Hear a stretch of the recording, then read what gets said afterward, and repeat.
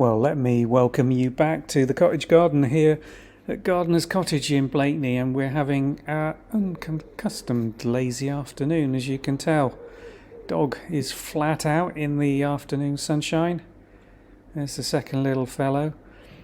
It's the end of the holiday season here in Blakeney, and we're taking a well-earned rest after a very busy letting season. And it's really nice just to spend some relaxing time here in this very sheltered little garden.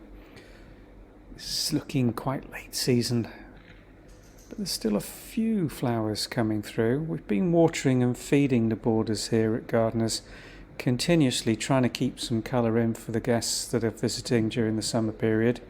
Lots of watering is usually required, and this end of season has been quite dry after an extremely wet and damp beginning to the year.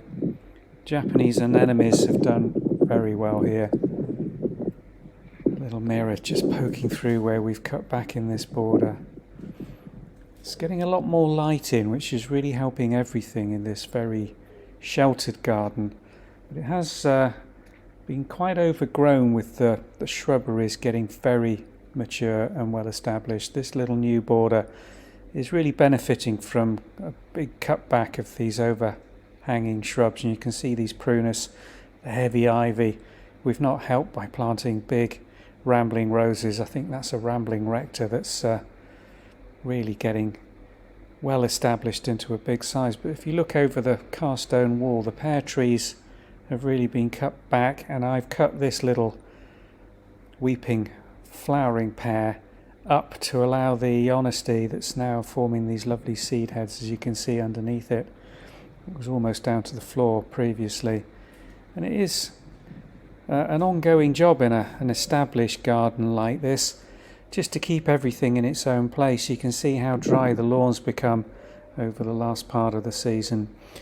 The other big job we did beginning of the season was to extend this patio area and take some of the old boundary walls out and narrow borders to give us a bigger seating area, and that's really helping just with the general feel of space in this garden and the sunshine getting through to the base.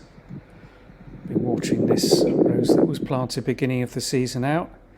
More double white Japanese anemones just flowering away into the early part of September, we hope.